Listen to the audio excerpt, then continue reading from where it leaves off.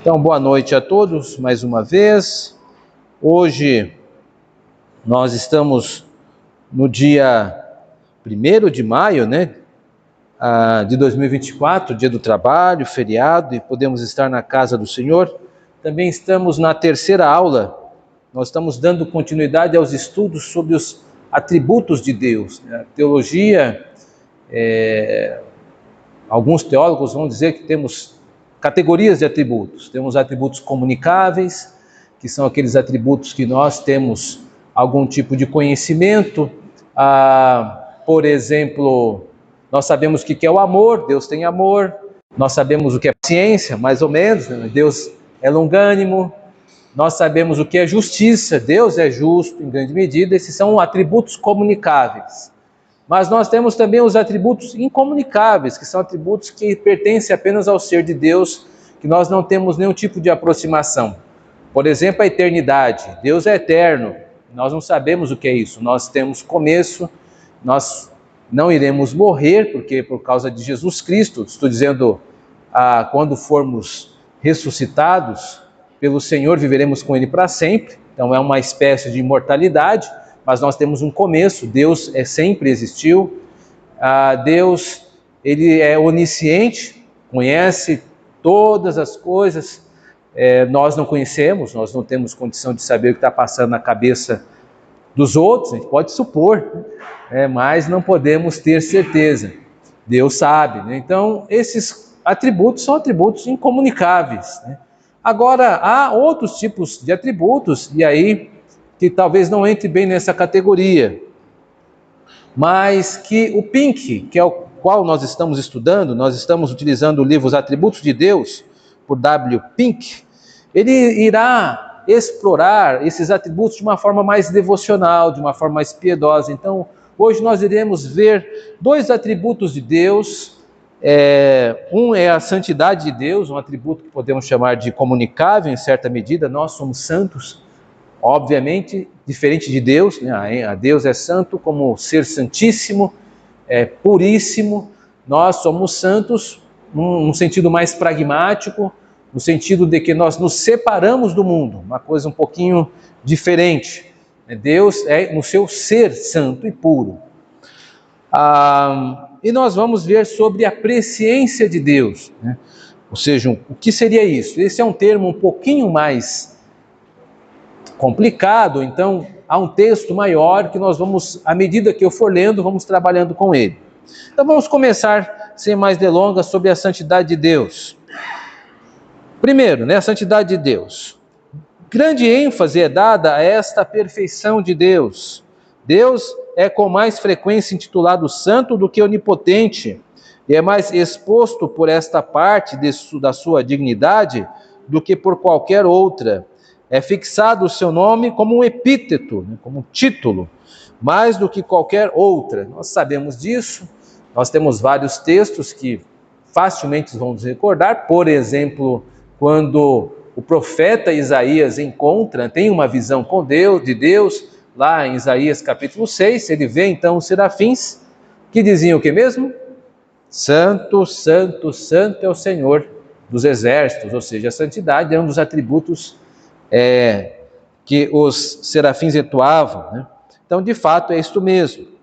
Agora, nós vamos ver que essa santidade não estão limitadas apenas aos epítetos, aos títulos, existem outros desdobramentos. Vamos ver aqui.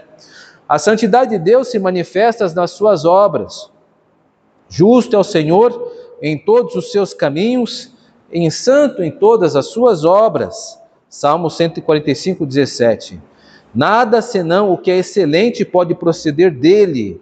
A santidade é o padrão de todas as suas ações. Então, todos os atos de Deus são santíssimos. Quem sempre nos lembra sobre esse tipo de qualidade dos atos de Deus são os nossos símbolos de fé. A confissão de fé, junto com os seus catecismos, quando trata dos assuntos de Deus, como os decretos, como a providência, sempre começa com a introdução dizendo: Deus, pelo seu muito sábio e santo conselho da sua vontade. Ou seja, todos os atos de Deus, os decretos, atos promovidos por Deus na eternidade, ao qual nós não temos acesso. Tanto os atos dentro da providência são atos santos, justos e bons. Então nós precisamos sempre tomar cuidado a não julgar, né, os acontecimentos de hoje, nos colocar como entes morais acima das coisas que estão acontecendo, como se devessem estar sob o nosso sabor, aquilo que nós achamos. Um exemplo disso é a terrível, já estou aqui colocando juízo, né, mas teve a pandemia, né? A pandemia, ela de fato ceifou milhares de vidas nos anos atrás e ainda está fazendo um estrago, mas nós não podemos dizer não podemos colocar esta pandemia que fez estragos terríveis debaixo do nosso juízo moral, dizendo que isso foi certo ou errado. Ela aconteceu.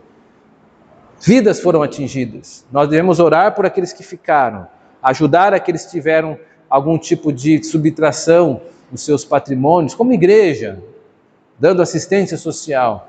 Mas longe de nós criticar essas pragas que vêm, porque Deus ele julga a humanidade conforme o conselho da sua vontade. Isto vai acontecer, é cíclico, já aconteceu antes e continuará acontecendo até que volte o nosso Senhor. Então, isso é um lembrete. A santidade de Deus se manifesta na cruz. De maneira espantosa e, contudo, a mais solene, a expiação demonstra a santidade infinita de Deus e o seu ódio ao pecado.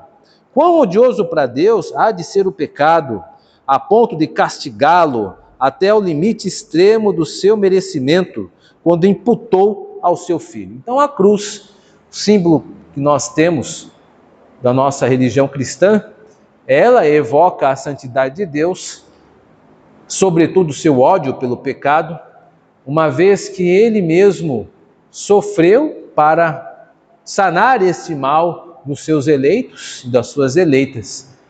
Deus não agiu de maneira a minimizar o pecado. Fala, não, deixa isto para lá. De forma alguma, o pecado é uma grande injustiça e Deus portou na sua própria carne, por assim dizer, literalmente, ele encarnou-se, morreu morte de cruz devido à preservação da santidade. Então, odiarmos o pecado nas suas vários tipos de manifestação, também é uma demonstração de santidade, ou amor à santidade de Deus. Nós devemos odiar toda e qualquer manifestação pecaminosa. Por fim, posto que Deus é santo, ele odeia todo e qualquer pecado, que foi dito, e ele ama tudo quanto está em conformidade com as suas leis e detesta tudo que lhe é contrário. Então, as leis de Deus, e aqui, o Pink com certeza está pensando na lei a qual nós chamamos de lei moral, que são as leis que o Senhor estabeleceu e estão bem cristalizadas no Decálogo, né, nos 10 mandamentos. Não terás outros deuses além de mim, não farás imagens, não pronunciarás o nome, lembra do dia do Senhor, etc. Estas leis, elas esboçam, elas expressam o caráter santo e moral de Deus. Agora vamos observar como Pink considera esses atributos na maneira prática, né? Então vamos dar uma olhada neste parágrafo. Os não regenerados não creem realmente na santidade de Deus. O conceito que eles têm do caráter de Deus é inteiramente unilateral. Eles esperam de coração que a sua misericórdia sobrepuje tudo mais. Pensavas que era como tu. Salmo 50, 21. Eles pensam somente num Deus, segundo o padrão de seus corações maus. Daí, permanecerem eles no caminho de uma exacerbada insensatez, exagerada loucura.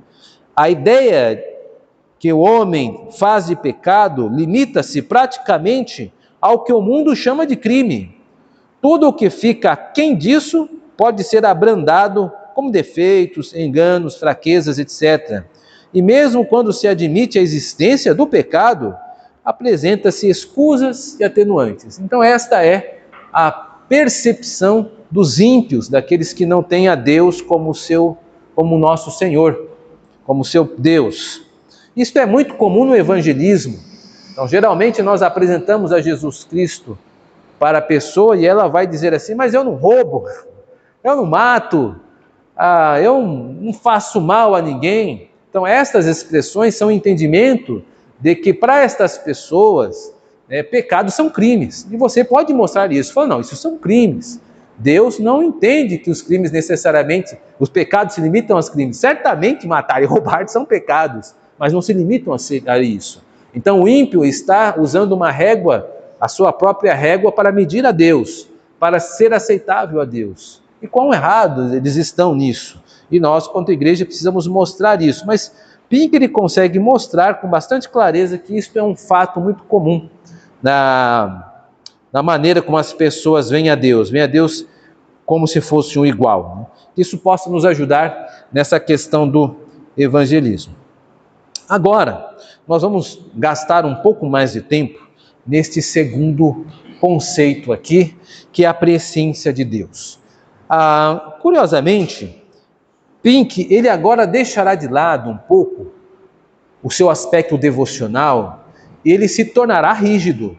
Nós vamos então ler devagar, e eu peço paciência para que você acompanhe o raciocínio dele, as maneiras como é possível entender a presciência. Por que este ponto é caro e por que Pink vai gastar energia nisso? Ele o fará porque este conceito ele é muito deformado pelos arminianos. Deixe-me relembrá-lo. Os arminianos são aquelas pessoas que acompanham o pensamento de Jacó Arminius, ou seja, de que o homem não é totalmente pecaminoso, de que o homem pode salvar-se a si mesmo, de que o homem pode salvar a si mesmo, que eu digo a questão do apelo, né? Isso é muito comum no meio arminiano, né? Eles veem a fé como mérito, né? A fé não é um dom, a salvação não é pela graça, eles precisam manifestar fé, creem no livre-arbítrio e um outro conjunto aí. Então, hoje em dia, eles ainda estão presentes, mesmo no cenário brasileiro, encapado aí por vários rótulos de grupos. Por exemplo, os pentecostais, não creio que você vai encontrar no meio deste nicho algum calvinista, né? Particularmente, ainda que algum diga que o é, de fato, fazendo uma peneira, você não vê de fato um calvinista. Eu já ouvi alguns dizer, não, somos pentecostais reformados, mas isso aí soa tão discrepante quanto um judeu nazista ou um corintiano palmeirense. Não dá para misturar essas duas coisas, né? Ou você é calvinista e você é presbiteriano de fato, porque nem os batistas podem se chamar calvinistas, porque Calvino ele é Pedro Batista, né? Ele tem nas suas institutas esse tipo de construção. Nós presbiterianos, embora não nos limitamos ao calvinismo, porque nós não subscrevemos Calvino, nós entendemos que os nossos símbolos de fé são um desdobramento do pensamento de Calvino, mas os nossos símbolos de fé, eu me refiro à confissão, juntamente com seus catecismos, é a qual que interpretam a nossa fé, que manifestam a nossa fé. Enfim, feito essa consideração, vamos então ao texto aí. Quando se expõe o solene e bendito tema da pré-ordenação divina e o da eterna escolha feita por Deus de algumas pessoas para serem amoldadas à imagem do seu Filho, o diabo envia alguém para argumentar que a eleição se baseia na presciência de Deus.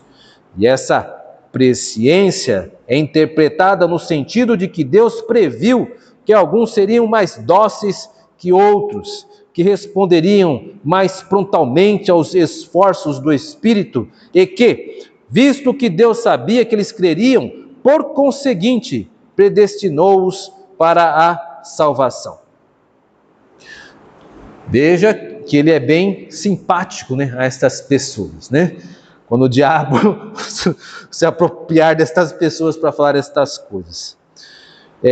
Agora que ele mostrou que algumas pessoas irão utilizar a presciência para mascarar a não crença na eleição, porque são os arminianos, ele vai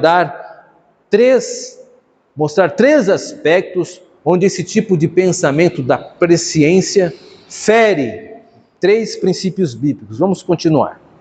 Mas tal declaração é radicalmente errônea. Primeiro, agora, porque repudia a verdade da depravação total, pois defende que há algo bom em alguns homens. Eu creio que todos nós nos lembramos do que é depravação total, de que é um dos primeiros pontos do acróstico conhecido como Tulip, que diz que todos nós aqui somos maus, a grosso modo falando. Não que nós somos tão mal quanto poderíamos ser, mas que a maldade afetou todas as áreas dos nossos corações, da nossa mente, do nosso corpo. Então esse é o primeiro princípio que é ferido com a crença arminiana da presciência. Segundo, tira a independência de Deus, pois faz com que os seus decretos se apoiem naquilo que ele descobre na criatura. Vira completamente ao avesso as coisas, porquanto ao dizer que Deus previu que certos pecadores creriam em Cristo e por isso predestinou-os para a salvação, é o inverso da verdade. Então aqui ele está dizendo que tornamos Deus então um devedor, não um agraciador. Quando eu coloco que Deus me deve a salvação, porque este é o princípio ativo na presença do apelo, né? Quando a pessoa venha cá, levante a sua mão, porque se você não levantar a mão, Deus não vai salvar você. Aí a pessoa levanta a mão, que bom, essa pessoa então agora é salva, porque ela levantou a mão, ela tomou uma decisão que nem Deus poderia tomar. Esse é um discurso arminiano e totalmente equivocado, porque faz com que a salvação dependa da nossa voluntariedade. Esse é o pensamento arminiano expresso nesse aparelho, nesse equipamento chamado apelo. Vamos continuar. Há um outro princípio também que é ferido além deste, além da independência. As Escrituras afirmam que Deus, em sua soberania, a ideia de soberania, escolheu alguns para serem recipientes de seus distinguidos favores. Em Atos 13:48, há um texto que marca isto. E, portanto, determinou conferir-lhes o dom da fé.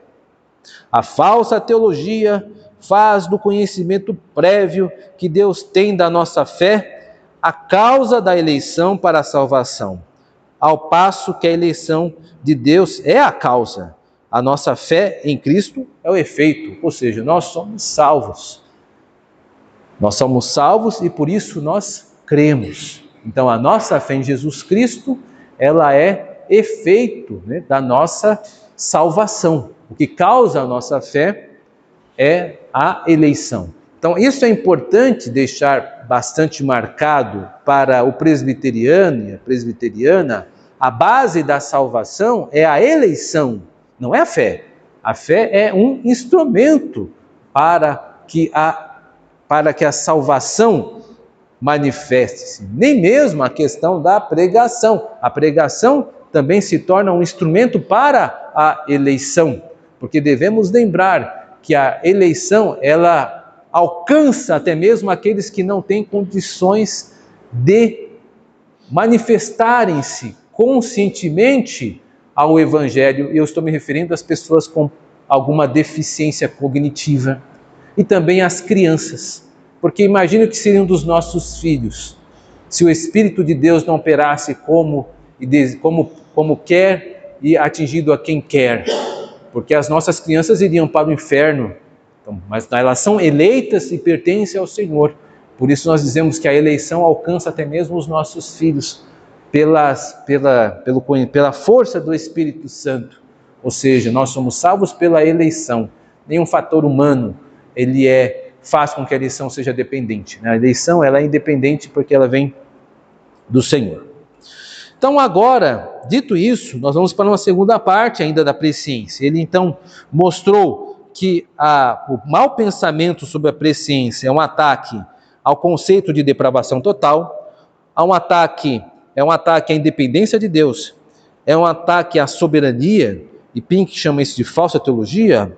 Agora, ele vai mostrar que nem sempre a etimologia é o melhor recurso para tratar desse termo. O que é etimologia? Etimologia é o estudo da origem da palavra. Então me perdoem, o Pink aqui ele está entrando um pouco mais fundo nesse tema, porque ele quer garantir que nós não sejamos sequestrados por aquelas pessoas que dizem que é pela presciência que somos salvos. Então ele está pavimentando uma estrada para que todos nós tenhamos segurança de saber o que é presciência. Então vamos acompanhar seu raciocínio.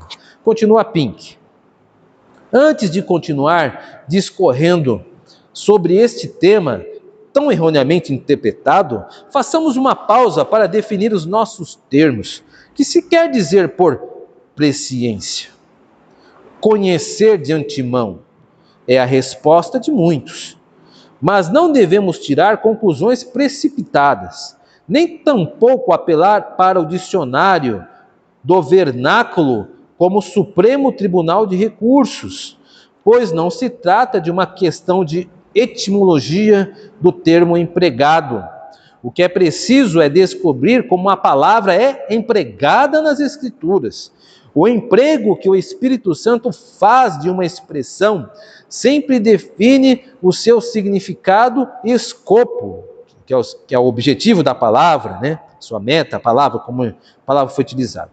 Deixar de aplicar esta regra simples tem causado muito erro e confusão. Muitíssimas pessoas presumem que já sabem o sentido de certa palavra empregada nas Escrituras, pelo que negligenciam provar as suas pressuposições por meio de uma concordância.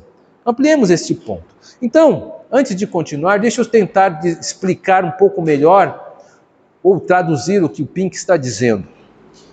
Ele está dizendo que a etimologia ela é útil, que é a ideia do dicionário que nós temos. O vernáculo é a língua comum, eu estou utilizando o vernáculo para falar com você.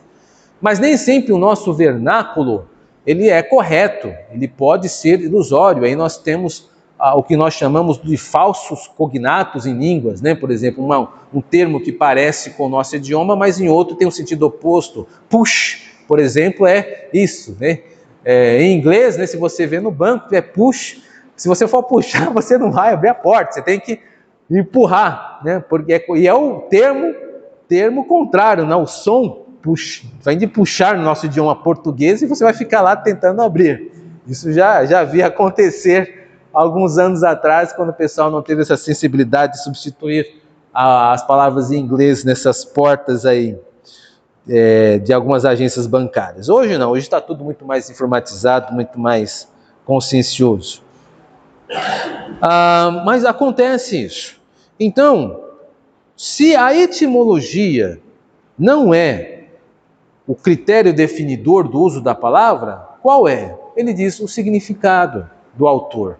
Então, quando você for estudar uma palavra, mais do que a etimologia, é mais importante você ter uma concordância do teu lado. O que é a concordância? A concordância é a ocorrência destes termos por determinado autor. Então você pega lá na carta aos Coríntios, por exemplo, e você quer saber o que Paulo entende por espírito, ou melhor, dons. E aí você perceberá onde essas palavras ocorrem. E aí, por meio da concordância no livro de Coríntios, você vai entender como Paulo emprega a significação do termo. Por que significação e não significado?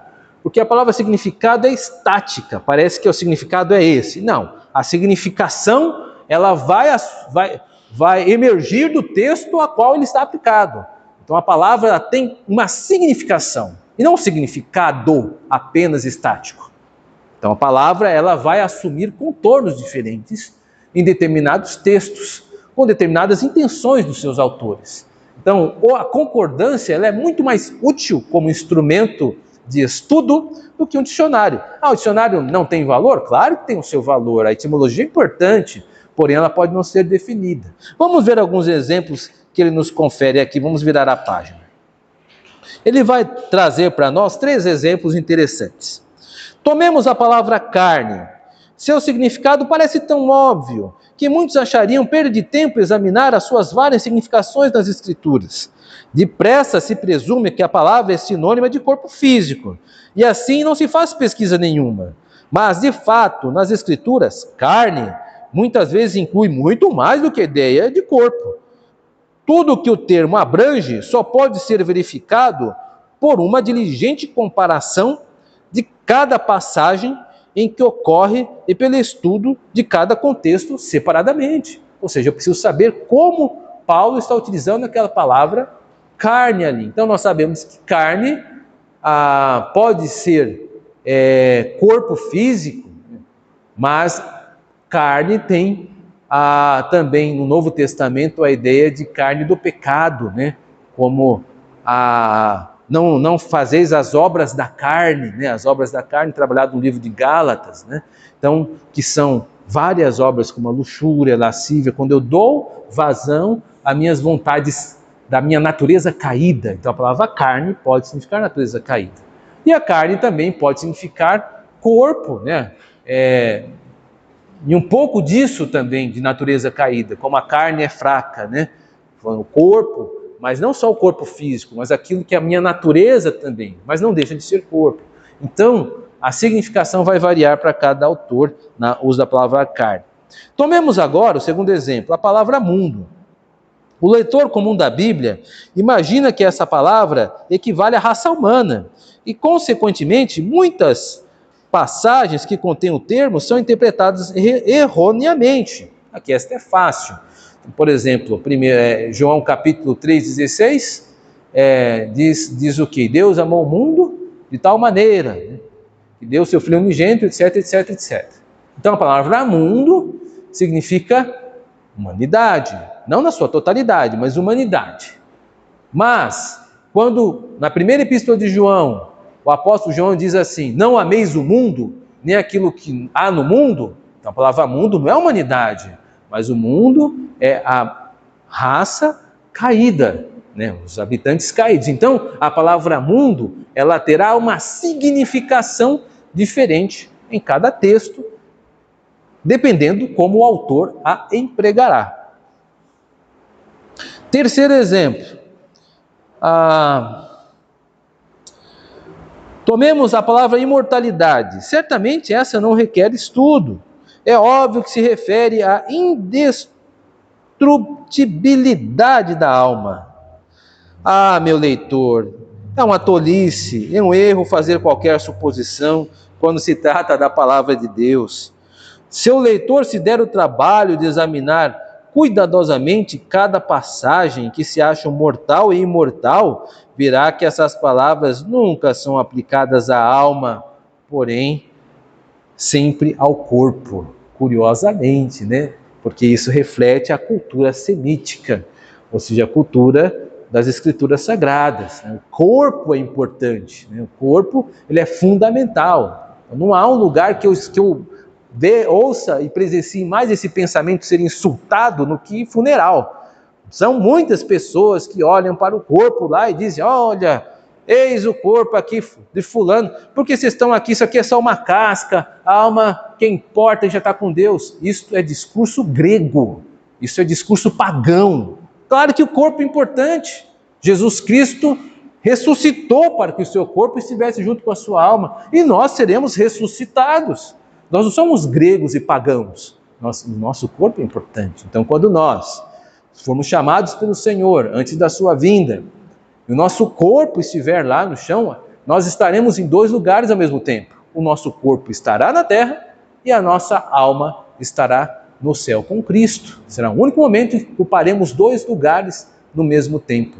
Mas nós estaremos sim nessa terra e também estaremos no céu. Então, o corpo para o cristianismo é fundamental. Então, se alguém disser para você que isso aqui é só uma casca, puxe a pessoa e corrija, porque esse é um pensamento equivocado. A Bíblia e o cristianismo dão grande importância fundamental ao corpo. Pois bem, o que acabamos de dizer sobre carne, mundo e mortalidade aplica-se com igual força ao termos conhecer e pré-conhecer. Olha, veja todo o exercício que ele fez para voltarmos à presciência de Deus. Ele está gastando um tempo aqui. Continuemos. Em vez de imaginar que essas palavras não significam mais que simples cognição, é preciso ver que as diferentes passagens em que elas ocorrem exigem ponderado e cuidado exame. A palavra presciência, ou pré-conhecimento, não se acha no Velho Testamento, mas conhecer ou saber ocorre ali muitas vezes. Quando esse termo é empregado em referência a Deus, com frequência, significa considerar com favor, denotando não mera cognição, mas sim afeição pelo objeto em vista. Te conheço pelo nome, Êxodo 33, 17. Rebeldes, foste contra o Senhor desde o dia em que vos conheci, Deuteronômio 9, 24. Antes que te formasse no ventre, te conheci, Jeremias 1, 5. Constituíram príncipes, mas não os soube, Oséias 8, 4. De todas as famílias da terra, a vós somente conheci, Amós 3, 2. Nessas passagens, conheci significa amei ou designei. Veja que não tem a palavra conhecimento, ela não tem o conteúdo semântico, o conteúdo de significação de cognição, mas de afetividade, de proximidade, de intimidade. São coisas diferentes, no hebraico, no Antigo Testamento. Assim, também a palavra conhecer é empregada muitas vezes no Novo Testamento, que agora nós vamos para o grego. No mesmo sentido do Velho Testamento. Então é um grego semitizado. Então essa é a curiosidade do Novo Testamento. É um grego, mas é um grego utilizado por judeus. Então lhes direi abertamente, nunca vos conheci. Veja, ainda tem um pouco do Antigo Testamento. Eu sou o bom pastor e conheço as minhas ovelhas e das minhas sou conhecido. João 10, 14. Pois bem, agora a palavra presciência. A palavra presciência, como é empregada no Novo Testamento, é menos ambígua que a sua forma simples conhecer. Se cada passagem que ela ocorre for estudada cuidadosamente, ver-se-á que é indiscutível se alguma vez se refere apenas à percepção de eventos que ainda estão por acontecer. O fato que presciência nunca é empregada nas Escrituras em relação aos eventos ou ações. E, no lugar disso, sempre se refere a pessoas. Pessoas é que Deus declara de antemão que conheceu ou pré-conheceu, não as ações das pessoas. Para provar isso, citaremos agora cada uma das passagens em que se acha esta expressão ou a sua equivalente. Então, só a título de curiosidade, a palavra presciência só ocorre 3 vezes no Novo Testamento. No Antigo Testamento, nem acontece. Então, por isso que ele gastou um tempinho para nos apresentar. Então, veremos apenas por cimamente um quadro geral destas vezes que ela aparece. Ocorrências. A primeira é Atos 2:23. Lemos ali. A este que vos foi entregue pelo determinado conselho e presciência de Deus, tomando vós o crucificaste e mataste pelas mãos de justos. Se se der cuidadosa atenção à terminologia desse versículo, ver-se-á que o apóstolo não estava falando do conhecimento antecipado que Deus tinha do ato da crucificação, mas sim da pessoa crucificada, a esse Cristo que vos foi entregue. Ou seja, Deus conhecia acerca de Cristo, A presciência é a relação à pessoa de Jesus Cristo e não a atos dele. Vamos ver a segunda ocorrência, se fica mais claro. Agora aplicada de outra maneira. Romanos 8, 29 a 30. Porque os que dantes conheceu, também os predestinou para serem conformes à imagem de seu Filho, a fim de que ele seja o primogênito entre muitos irmãos. Considere-se bem o pronome aqui empregado, não se refere a algo, mas a pessoas que ele conheceu de antemão.